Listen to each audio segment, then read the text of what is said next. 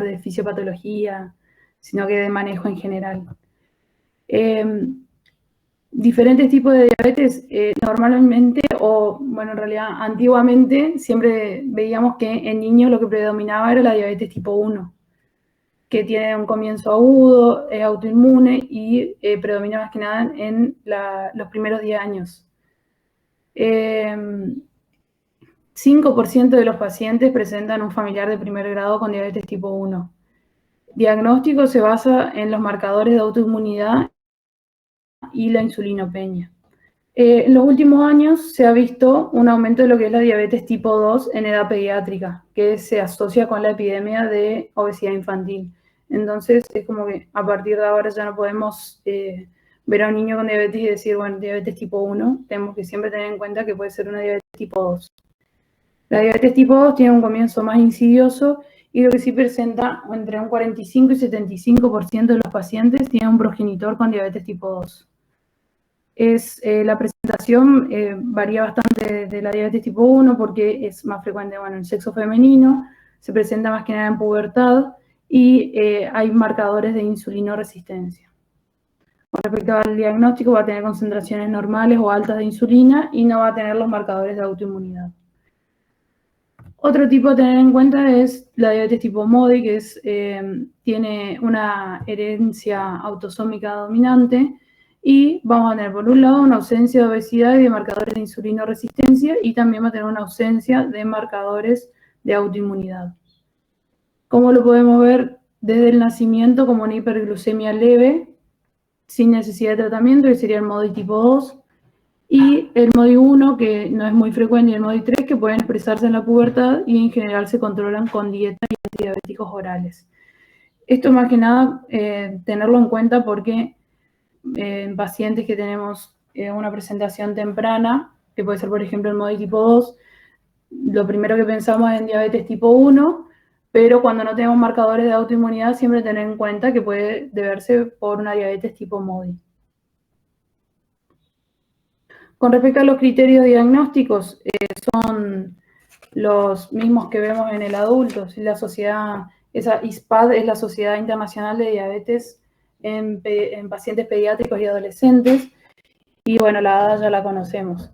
Pero los criterios son los mismos que en adulto: una glucemia en ayunas mayor o igual a 126, glucemia al azar mayor a 200 con los síntomas clásicos, una alteración en la prueba de tolerancia, que sería una glucemia mayor a 140, 2 horas posterior a la carga, que tener en cuenta que la carga se calcula por kilo, es 1,75 gramos kilo, y el máximo sería 75, que es el valor en adultos. Bueno, es necesario confirmar con una segunda prueba, salvo que tenga síntomas evidentes o una glucemia mayor o igual a 200. Los anticuerpos, que era lo que hablábamos, los marcadores de autoinmunidad, pueden ser los anticuerpos anti-islotes, anticuerpos contra el glutamato de carboxilasa y anticuerpos contra tirosina fosfatasa IA2. Lo que es el debut de diabetes tipo 1, que es, o sea, hoy nos vamos a enfocar más en la diabetes tipo 1, que es la que tiene el comienzo agudo y que se presenta más que nada en los primeros años. El 30-40% de los pacientes con diabetes tipo 1 van a debutar con una cetoacidosis diabética. Esto, hay ciertos factores de riesgo que se asocian con un debut en cetoacidosis, que es, por ejemplo, que nadie en la familia tenga diabetes, que una edad menor a 5 años o menor a 4 en realidad, bajo nivel socioeconómico, ¿sí? Bueno, el debut con cetoacidosis es más frecuente en niños menores de 5 años. Es importante siempre sospecharlo porque no son tan claros los signos y síntomas. Porque tenemos el aumento de sed, aumento de la micción, fatiga, pérdida de peso inexplicable, hambre excesiva, deshidratación, irritabilidad, confusión, somnolencia, náuseas, vómitos y dolor abdominal. Que si nos basamos en la clase anterior, tiene muchos signos y síntomas similares a la deshidratación. Entonces, siempre en un paciente deshidratado hay que, siempre que podamos, hacer un hemoglucotest para tener un valor de referencia de la glucemia. con la cetoacidosis diabética es una descompensación aguda, que es la principal causa de mortalidad en niños y adolescentes con diabetes. Porque está caracterizada por una hiperglucemia con glucosuria, también tenemos cuerpos cetónicos en sangre y orina, un pH menor a 7,3 y un bicarbonato menor a 15. Bueno, la clasificación se basa en los valores de laboratorio, leve, moderada o grave. No me voy a detener mucho en eso. Con respecto al manejo, esto es lo que es más importante. Nosotros tenemos un paciente que tiene su debut con una cetoacidosis y tenemos que poder valorarlo rápidamente, identificarlo rápidamente, ¿sí? Más que nada nosotros que no tenemos por ahí un laboratorio para hacer enseguida con un ácido base, pero bueno, ya la clínica del paciente y un hemoglucotest ya nos va a orientar un montón. Y bueno, y el interrogatorio dirigido por esto de a ver si presentó hambre excesiva, pérdida de peso en últimos meses. Con respecto al manejo, vamos a hacer el ABC, hay que asegurar la vía aérea, una buena oxigenación, buena ventilación. En caso de presentar vómitos o trastorno de la conciencia, se usa una sonda nasogástrica. Es importante que la hidratación tiene que ser una hidratación, no hay que expandirlo en bolo, tiene que ser bien calculada la hidratación. En caso de que se pueda, se debe pesar al paciente, pero depende del estado del paciente. Se debe colocar 2 vías periféricas y se indica solución fisiológica en 10 a 20 mililitros kilo a pasar en 1 o 2 horas. No más de 30 mililitros kilo. Se usa en cetoacidosis moderada 10 mililitros y cuando es severa 20 mililitros. En caso que el paciente sí esté en shock, ahí sí se hace una expansión con fase rápida, si no, se hace la otra hidratación. Siempre que tengamos laboratorio disponible, solicitarlo con glucemia, ionograma, ureacrea, ácido base, una hemoglobina glicosilada, porque como hablamos, es un paciente que está debutando, la mayoría de las veces por lo menos, entonces tenemos que tener una glicosilada de base. Y bueno, cuerpos cetónicos en orina que también los tenemos. En caso de que presente hipopotasemia o una sospecha de hipopotasemia, se realiza un electrocardiograma y un monitoreo cardíaco continuo. Con respecto a los controles, hay que hacer una toma de signos vitales por hora, la diuresis es importantísimo controlarlo también, y el peso cada 8 horas. Eso igual suponiendo que el paciente queda en internación, pero nosotros en el hospital por lo menos no internamos este tipo de pacientes. Con respecto a la corrección de la hiperglucemia no se corrige, o sea, el uso de insulina nunca hay que hacerlo en la primera hora. Primero hay que hidratar y después hacer la corrección. La corrección, esto de la insulina no lo puse por el hecho de que la realidad es que para ese momento el paciente ya debería estar en otro nivel de complejidad. Se usa 0,1 unidades kilo hora, pero siempre después de la primera hora, después de que pasó la hidratación. Bueno, después en general el tratamiento de la diabetes tipo 1, tenemos como objetivo la educación diabetológica, el reemplazo insulínico adecuado, monitoreo glucémico, plan nutricional y un buen asesoramiento psicológico y bienestar de toda la familia. ¿Por qué? Porque es un diagnóstico que genera bastantes cambios en la vida familiar. El objetivo de la hemoglobina glicosilada tiene que ser menor a 7,5 en niños y adolescentes. Ese es como el valor objetivo. En general, después se va viendo cada situación.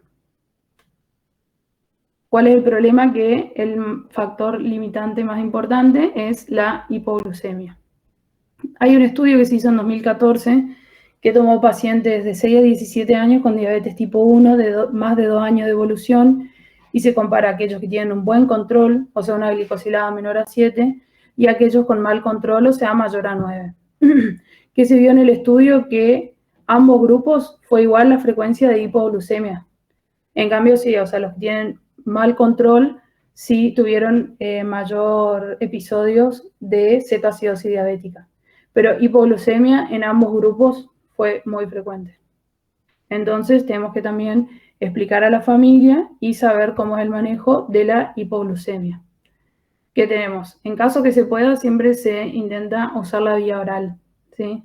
20 gramos de sacarosa disueltos en agua, vía oral, o si tenemos que hacerlo por vía periférica, son 2 mililitros kilo de dextrosa al 10%, que por ejemplo en el proto tenemos al 5%, así que sería 4.000 litros kilo. Este es un cuadrito que está muy bueno a la hora de indicárselo a los padres cómo tratar las hipoglucemias, que se le da tanto hidratos de carbono y dependiendo de la edad, la cantidad de gramos que se da. Ahí en países desarrollados, obviamente, tenemos jeringas de glucagón y también spray nasales que se usan para tratar la hipoglucemia. Que la verdad estuve viendo y están buenísimos. Ojalá algún día los tengamos también acá. Bueno, eso sería todo.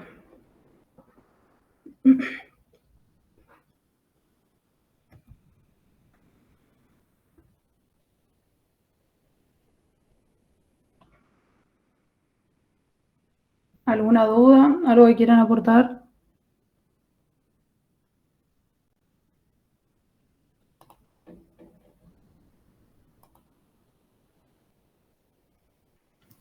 No, Euge, estuvo re linda la clase, gracias. Bueno. Bien, Euge, te felicito. Gracias. Ahora seguimos con Nico. Sí, ahí voy a ver si puedo compartir. Ahí compartí yo la bomba que tenemos para pasar la infusión para que ustedes también sepan. ¿La que hay en sala? ¿El manual, Pau, pasaste? Lo pasé en YouTube para que también sepan el manejo.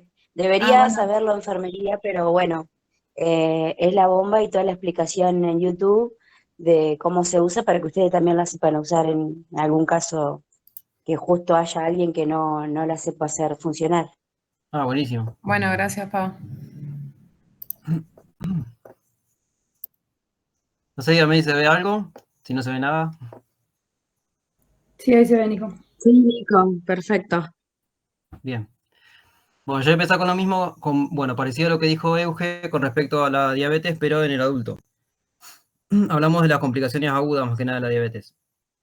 Vamos a empezar hablando más que nada de las hipoglucemias, que como bien decía Euge, es todo aquel episodio donde la concentración, de glucosa plasmática se encuentra normalmente baja y expone, por lo tal, al individuo a un daño que puede ser potencial. Se la puede a su vez clasificar en 3 niveles. El nivel 1 es cuando la glucemia se encuentra por debajo de los 70 miligramos por decilitros, en donde el paciente, acá le pongo que sí puede ser sintomático como no, ya que hay pacientes que son diabéticos que pueden presentar hipoglucemia y a veces no tienen la sintomatología por la deficiencia de su sistema autónomo. En cuanto al nivel 2, se denomina como una hipoglucemia clínica significativa, en donde el valor de glucemia está por debajo del 54 miligramos por decilitro. Y el más riesgoso, que es la hipoglucemia severa, es cuando llega al nivel 3, que cuando ya tenemos una alteración a nivel cognitivo del paciente. Acá les hice una pequeña explicación del mecanismo de defensa que tiene el cuerpo frente a episodios de hipoglucemias. Ustedes díganme si voy rápido porque tal vez me acelero y no, si nadie me dice nada, yo sigo, ¿eh?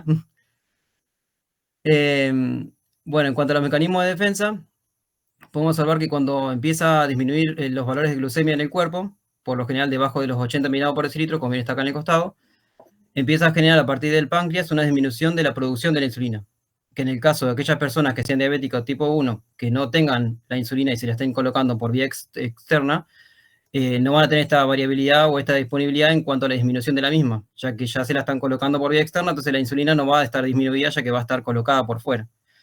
Esta disminución de la insulina y a su vez el uso de los mecanismos contrarreguladores, los cuales son el aumento de glucagón, y conforme desciende más el valor de glucemia, se estimula la producción de las catecolaminas como la adrenalina y noradrenalina, los cuales van a presentarse con la signo-sintomatología, que es lo que vamos a ir viendo dependiendo de los valores, de los niveles, digamos, de glucemia que va a tener el paciente. Los signos y síntomas que van a presentar los pacientes, por lo general, conforme van descendiendo los valores de la glucemia, se van a presentar por lo general como primera instancia los neurogénicos, los cuales son aquellos los cuales se caracterizan por la valoración de las catecolaminas y las acetilcolinas, que son, el temblor, las palpitaciones, la ansiedad, la excitación, la sudoración, palidez, fatiga, la sensación, de hambre y las parestesias.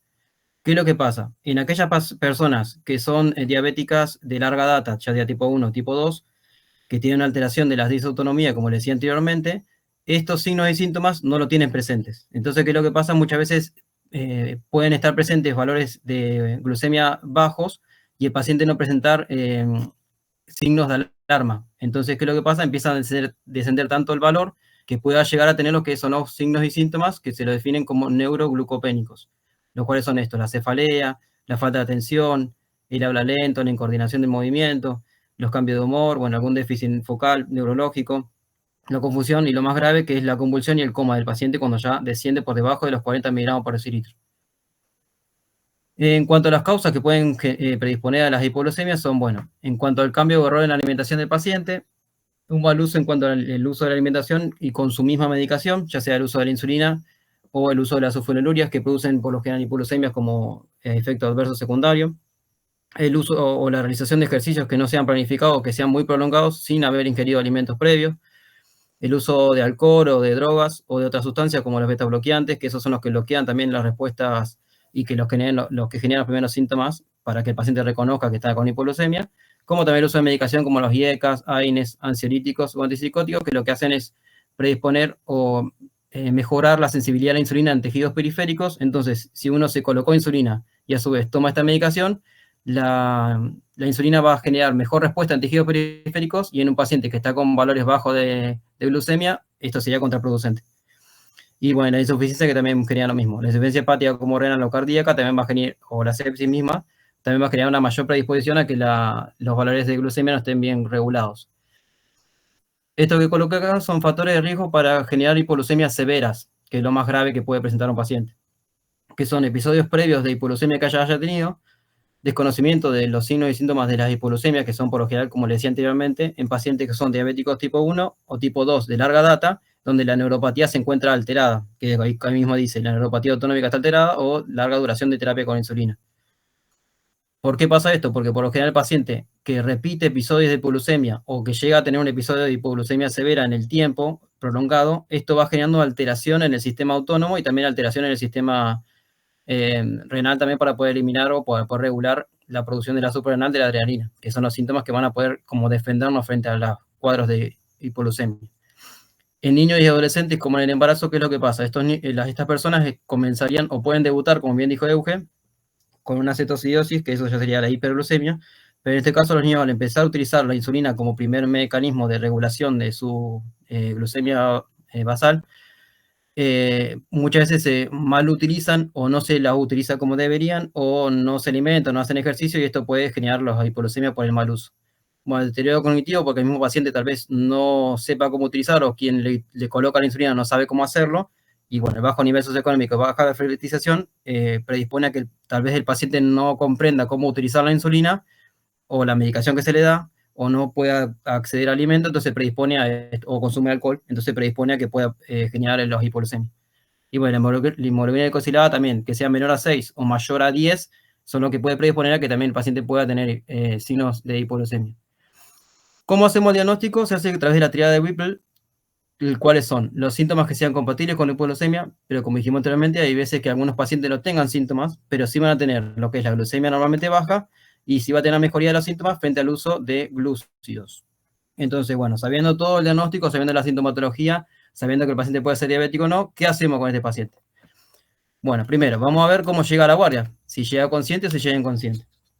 Si el paciente llega consciente, que por lo general hay veces que llega consciente, ya que el mismo paciente, como le decía anteriormente, te refiere que está con la sintomatología, lo que se define es la regla del 15×15. ¿Qué es lo que se hace? Se va a dar entre 15 a 20 gramos de hidrato de carbono, lo cual equivale a un vaso de gaseosa, como puede ser un vaso de Coca-Cola, de 150 o 200 mililitros, o un vaso de agua con 3 cucharaditas de azúcar, que habitualmente en la guardia tenemos eso para poder dar, un vaso con azúcar. Lo que se hace una vez administrada esta medicación vía oral, si el paciente está consciente, se monitorea a los 15 minutos y se valora si dependiendo del valor de la glucemia, dentro de los 15 minutos de haberse administrado el agua, digamos, vía oral con azúcar, si el valor es menor a 70 miligramos por decilitro, se va a repetir el procedimiento igual, digamos, 15 a 20 gramos de hidrato de carbono, que es el vaso con agua, y se lo puede repetir hasta 3 veces. En el caso de que la glucemia sea mayor a 70 miligramos por decilitro, lo que se le hace es dar la alimentación que tenía en el momento, o se le puede dar un pan negro, que a veces tenemos en guardia. Lo recomendable es un pan lactal o pan negro o pan con queso, pero lo ideal es que se alimente con algo en el momento de que la glucemia se encuentra por mayor a 70 miligramos por decilitro. Pero, ¿qué es lo que pasa si un paciente viene con inconsciencia o somnoliento? En este caso, depende mucho si tenemos una vía endovenosa o si no tenemos vía endovenosa. Si tenemos vía endovenosa, bueno, primero se hace igual que el anterior caso, pues vamos a hacer lo que es el ABC. Si el paciente está inconsciente, vemos la vía aérea permeable, si no tiene un vómito o si no está broncoaspirado. Dependiendo de que si no tenga la vía aérea está permeable, no hay la broncoaspiración, lo que hacemos es, bueno, colocar la vía periférica. ¿Se pudo colocar vía periférica? Lo ideal es administrar 25 gramos de dextrosa, lo cual va a equivaler a 2,5 ampollas de un dextrosado al 50%. El que tenemos nosotros es al 25%, la solución glucosada es al 25%. Entonces serían 5 ampollas del dextrosado al 25%. En cuanto si tenemos solución del 5% o del 10%, si es las del 5% serían 500 mililitros de dextrosado y si es las del 10% serían 250 mililitros de dextrosado. Esta medicación, igual que con el paciente consciente, se debe revalorar a los 15 minutos. Una vez revalorada la glucemia, si los valores se encuentran, como dijimos anteriormente, por debajo del 70 miligramos por decilitro, se repite la misma medicación. Como dijimos anteriormente, la ampolla del 50%, se va a repetir 5 ampollas de dextrosado al 25%. Y así se repite, como le dije, por 3 veces. En el caso de que el paciente persiste con la hipoglucemia o no hayamos tenido un acceso endovenoso, lo que se hace es 1 miligramo de glucagón subcutáneo o intramuscular. En el caso de ser un niño el que venga con la hipoglucemia, la medicación se calcula 15 microgramos por kilo del niño. El tema es que el uso de la medicación del glucagón no va a ser efectiva en el paciente que ha consumido alcohol o que estuvo en ayuno o un desnutrido o que tenga una insuficiencia hepática. Bueno, ahí está lo que le estaba comentando de la medicación que tenemos disponible en el hospital. Y bueno, Perdón, sí. te consulto. Vos ahí pones que, bueno, que la que tenemos en el proto, que es al 25%, el equivalente a 25 gramos serían 5 ampollas. Sí, ajá. En realidad serían 10 ampollas, porque 25% significa que tiene 25 gramos cada 100 mililitros. Cada ampolla tiene 10 mililitros, o sea que para hacer 25 gramos necesitamos 10 ampollas, no 5. Ah, bien. Por la cantidad. ¿Me explico? Sí. Claro, Bien. cada ampolla tiene 10 mililitros, sí. Claro, para hacer la equivalencia de 25 gramos necesitaríamos 10 ampollas. Lo digo porque en realidad solemos hacer menos porque la disponibilidad de ampollas en el carro de paro nunca hay 10, siempre hay menos. Entonces, generalmente solemos hacer 4 o 5 ampollas, pero en realidad lo que corresponde son 10 porque son 25 gramos de glucosa, lo que equivaldría a 10 ampollas de la del 25%. Bien, buenísimo, gracias. Bueno, y bueno, para terminar, digamos, esta parte de las hipoglucemias, ¿cómo evitamos entonces que el paciente que usa insulina tenga episodios de hipoglucemia? Primero hay que tener en cuenta qué tipo de insulina utiliza el paciente. Teniendo en cuenta el tipo de insulina, vamos a poder saber o educar al paciente para el uso de la misma. Si lo que utiliza es una insulina ultra rápida, lo que se recomienda es que coma dentro de los 10 minutos posterior al uso de la insulina. Si su insulina es regular, lo ideal es que coma dentro de los 30 minutos de haberse colocado. Y si hay una insulina NPH, lo ideal no tiene como un tiempo específico de alimentarse posterior a la colocación de la insulina, pero lo ideal sería dentro de las 2 horas de haberse colocado después de la insulina.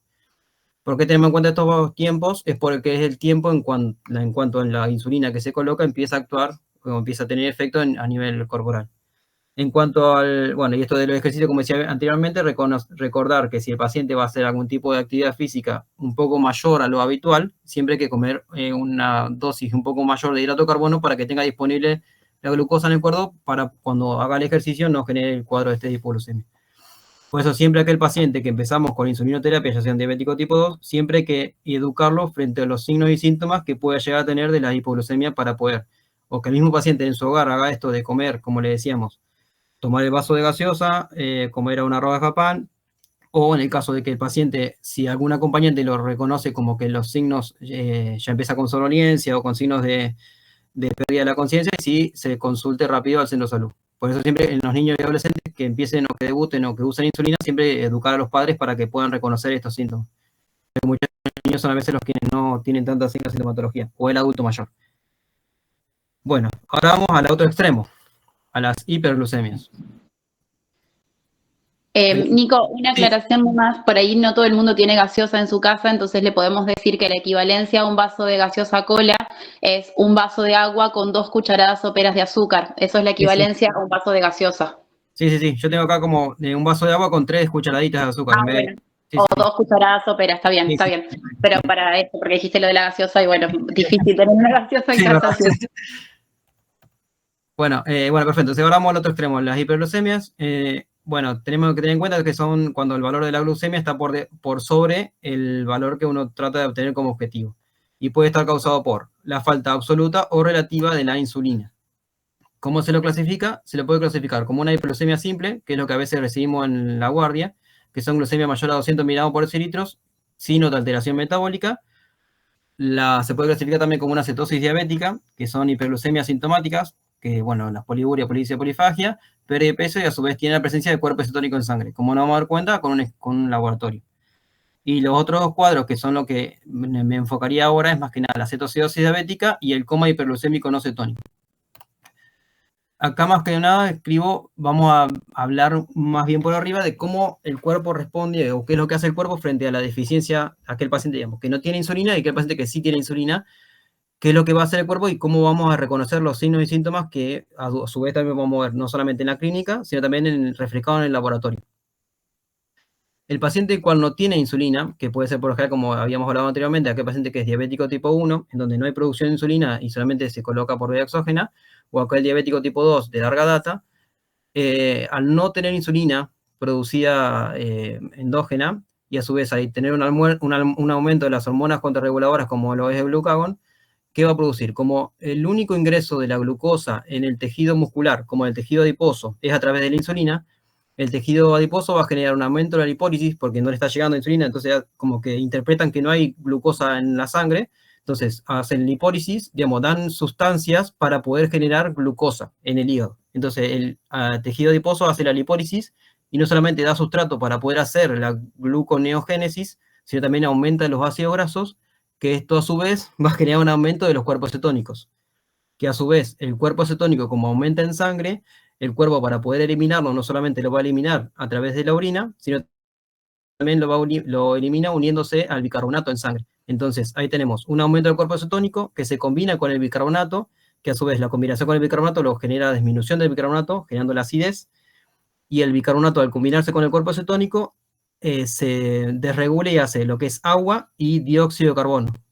El agua de este bicarbonato se elimina por la orina junto con el cuerpo cetónico y el azúcar que está aumentándose por la gluconeogénesis, y entonces, y bueno, y empezar lo que es la acidosis, y a su vez el riñón, al tratar de eliminar el azúcar que está circulando por el aumento de los glúcidos en el glomérulo, y a su vez, bueno, a tener un aumento del agua por parte de la combinación del cuerpo cetónico con el bicarbonato, empieza la poliuria, sería que lo que se ve también en el paciente. Entonces, esta poliuria que elimina glucosa, elimina agua y se va al cuerpo cetónico, empieza a generar deshidratación. Esta deshidratación en el cuerpo de la persona lo que hace es activar el sistema renina-angiotensina-aldosterona, que lo que hace el cuerpo porque interpreta que está perdiendo mucho líquido por el tema de tratar de eliminar lo que se está produciendo en exceso, y esta estimulación del sistema renina-angiotensina-aldosterona lo que va a generar es, a su vez, por la aldosterona, la eliminación del potasio, que el potasio anteriormente, como estaba en el esporógeno intracelular, y la insulina es quien lo hace introducir dentro de la célula, ahora quedaba el potasio en la sangre, digamos, en el espacio extracelular. Este sistema, la activación del sistema renina-angiotensina-aldosterona va a generar también, no solamente eliminar y hacer vasoconstricción periférica y eliminar lo que es el agua, el sodio y el potasio en este caso ahora, entonces va a generar la clínica del paciente que tiene la cetocidosis, la cual va a ser el aumento de los cuerpos cetónicos, acá abajo lo vemos. Va a haber un aumento de la glucosa, el pH que va a estar empezando a bajar por el tema de que el bicarbonato trata de combinarse con los cuerpos cetónicos que están positivos, y a su vez hay una disminución de lo que le decíamos del anion gap, que esto se presenta por lo general conforme el aumento en el tiempo, por el aumento de los cuerpos cetónicos. ¿Por qué? Porque el cuerpo cetónico se une al bicarbonato, que es quien corresponde o que se correlaciona para la valoración del anion gap. Entonces, al haber más cuerpos cetónicos, hay más anion gap por menos bicarbonato. En cuanto a lo que es el síndrome hiperglucémico hiperosmolar, hay algo de insulina todavía en el cuerpo, esto muchas veces se presenta en diabéticos tipo 2, hay insulina todavía en el cuerpo, entonces no hay una hiperproducción de los que son cuerpos cetónicos. Hay cuerpos cetónicos, pero no en exceso, como sí se presenta en el paciente que es diabético tipo 1. Entonces, va a haber un aumento de la glucemia por las hormonas contrarreguladoras como el glucagón, que esto va a generar un aumento de glucosa en sangre. No va a haber presencia en exceso de cuerpos cetónicos, pero sí va a haber mucha glucosa. Eso más que nada el hiperglucémico y hiperosmolar. Esta glucosa elevada, como dijimos, igual que la anterior, lo que hace es, a nivel renal, lo estimula para poder eliminar a la glucosa. Se va de la glucosa, pero la glucosa se lleva al agua. Entonces se va la glucosa, se va al agua, genera también la misma deshidratación que decíamos anteriormente, y esto te va a estimular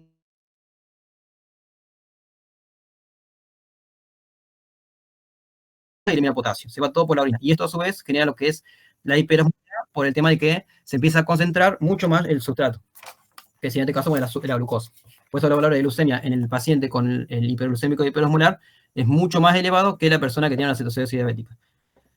Y muchas veces el paciente que tiene el síndrome de hiperglucémico y hiperosmolar va a debutar con un cuadro clínico mucho más marcado en cuanto a lo cognitivo que el paciente que tiene una cetoacidosis. La clínica, entonces, por lo general, del paciente que tiene una cetoacidosis diabética va a instalarse en forma más bien rápida, va a ser de 8 a 12 horas, y va a estar asociado previamente por los signos de sintomatología que, como decía, el cuerpo trata de como compensar este aumento de la glucemia en sangre. Va a presentar lo que es el fetor cetósico, por los cuerpos cetónicos que van a estar en sangre, y que esto también genera dolor abdominal y náuseas y vómitos. Y la respiración de Kuhn-Mohl va a estar presente porque, como decíamos anteriormente, el cuerpo cetónico se combina con el bicarbonato, produciendo agua y dióxido de carbono. Entonces el cuerpo trata de eliminar el dióxido de carbono, como a través de la respiración de Kuhn-Mohl, que es una respiración pausada y prolongada. Y a su vez se deshidrata porque el riñón trata de eliminar la glucosa y los cuerpos cetónicos, entonces genera el cuadro de deshidratación con la hipotensión. Pero eso sería más bien como más en la instalación posterior al comienzo del cuadro clínico de la respiración. Que esta deshidratación a su vez lleva a la alteración de la conciencia. Y bueno, la presencia de fiebre, tanto en el cuadro de cetoacidosis como en la hiperglucémico, hay que estar pensando que puede llegar a ser un cuadro de infección que desencadenó el cuadro clínico. El hiperglucémico hiperosmolar, como les comentaba, es como ya tiene un remanente de insulina, su instauración es mucho más lenta, no es tan rápida como si se ve la cetoacidosis. Entonces, la instauración, al ser más lenta en el tiempo, la clínica cuando llega al paciente muchas veces llega con una deshidratación severa y con un nivel de conciencia mucho más alterado que el paciente que tiene una cetoacidosis. Y muchas veces se desencadena por un proceso infeccioso. Entonces, las causas más frecuentes que van a generar tanto la cetoacidosis como el hiperglucémico hiperosmolar son, como decía anteriormente, las infecciones, ya que las infecciones van a generar un aumento de las hormonas contrarreguladoras, que son las que nombraba anteriormente, que era el cortisol y el glucagón, generando la mayor predisposición a que se produzcan las hiperglucemias. Además, el uso de medicación, como pueden ser los glucocorticoides, pueden generar un aumento también de la glucosa, o la mala adherencia al tratamiento médico, o la mala administración de la insulina, en cuanto a las dosis, en cuanto a tiempo de uso de la insulina, o el ejercicio también habitual o muy intenso, puede generar la presencia de las hiperglucemias. Y situaciones de estrés, como un traumatismo, una cirugía o acebo o infarto, también las pueden predisponer. En cuanto a tratamiento, bueno, el paciente que viene con un cuadro de cetoacidosis o un cuadro de hiperglucémico hiperosmolar, primero hay que tener en cuenta, igual que la hipoglucemia, ver el estado de conciencia, el ABC como en todos los pacientes.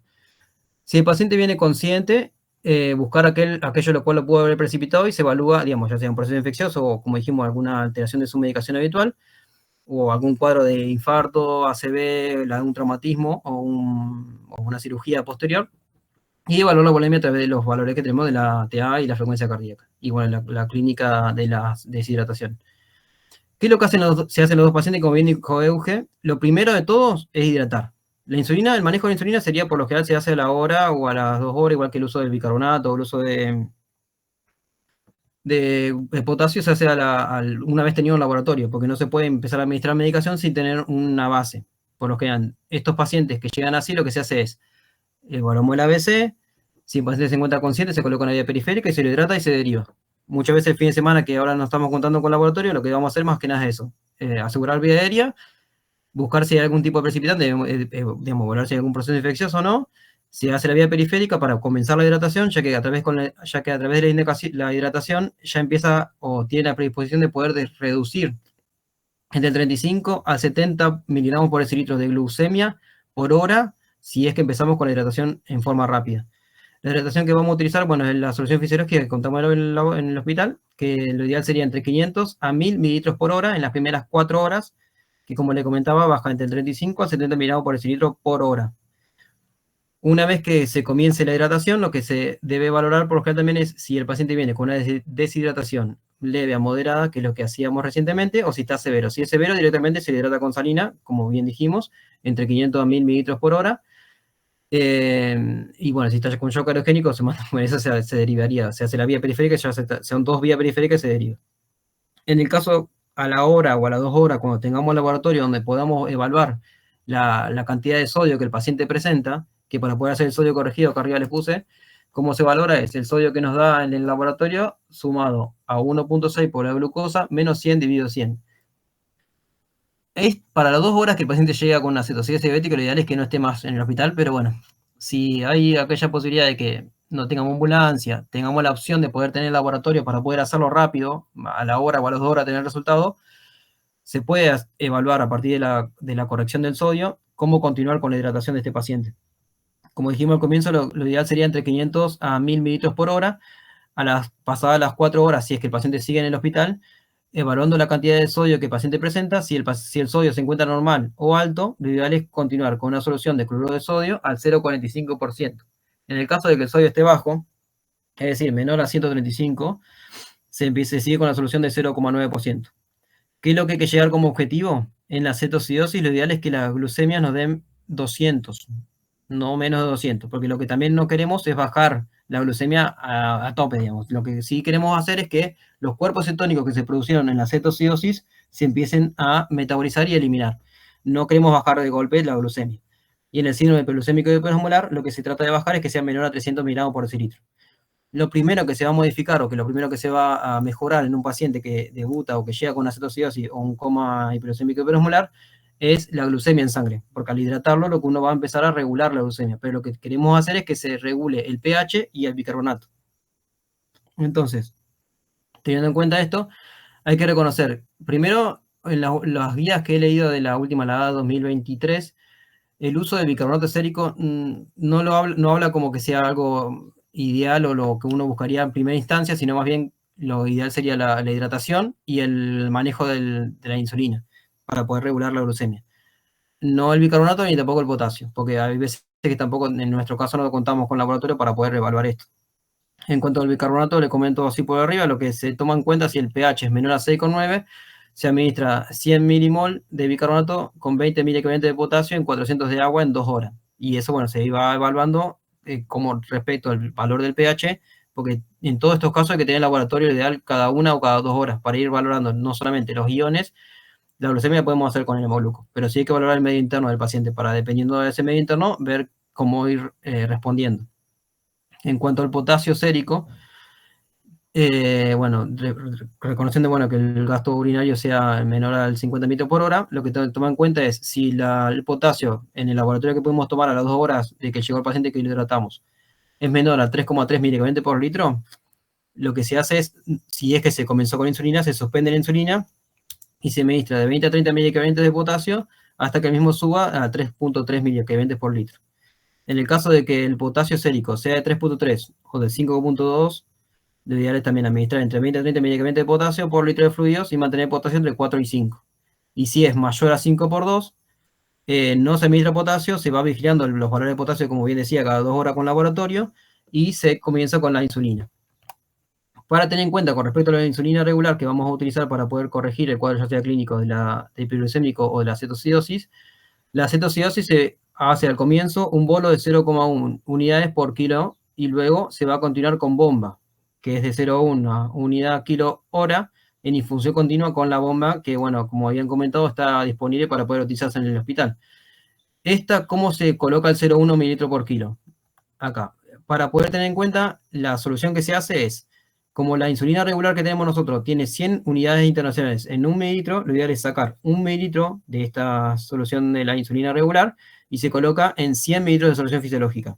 Esos 100 mililitros con el 1 mililitro nos daría 1,1 de glucosa con insulina. Entonces, a partir de formar esta solución, se administra o se calcula 0,1 unidad por kilo hora en infusión continua con la bomba. Eso en la cetocidosis. En el caso de que sea un síndrome hiperglucémico hiperosmolar, que lo ideal es hidratarlo antes de colocar la insulina, se calcula 0,14 unidades kilo hora en infusión también continua con la misma bomba también. Igual, en esta instancia, por lo general sería lo ideal que el paciente no esté en el hospital, pero bueno, si el paciente sigue en el hospital, lo ideal es que dentro de las 3 horas, 4 de haberse hidratado, haber tenido un laboratorio, haber evaluado o no si se modificó el potasio, y evaluar entonces, o ya estar colocándose la bomba, debería haber descendido al menos el 10% de la glucosa con la que llegó al ingreso. Si no bajó el 10% de la glucemia con lo que llegó al ingreso, se hace un nuevo bolo de 0,14 unidades kilo y luego se mantiene la infusión. En el caso de ser una cetoacidosis, todos iguales por laboratorio, porque no podemos hacerlo a ojo. 0,1 unidades kilo hora, o si es un hiperglucémico, 0,14 unidades kilo. Y como decía anteriormente, dependiendo de cuál sea de los dos, si es una cetoacidosis, lo ideal es que las glucemias se mantengan a 200 miligramos de decilitro. Bueno, y va a ir reduciendo la difusión entre 0,02 y 0,05 unidades kilo hora de la bomba de la insulina, y se va colocando soluciones desglosadas.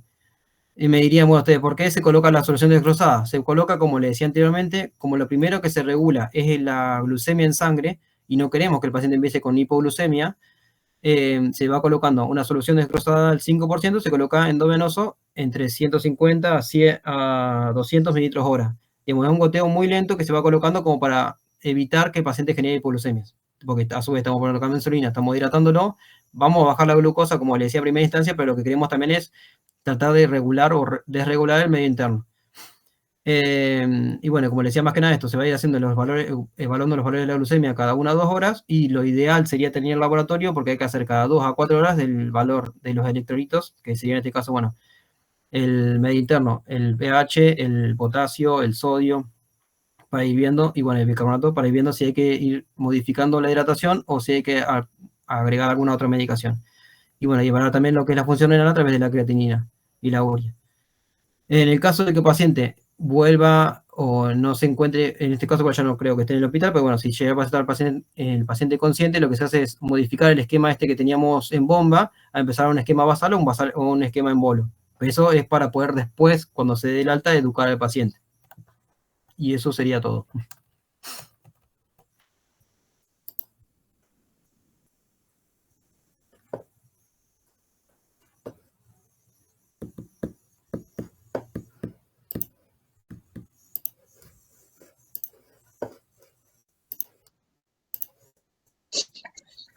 Perfecto, chicos. Súper claras las clases.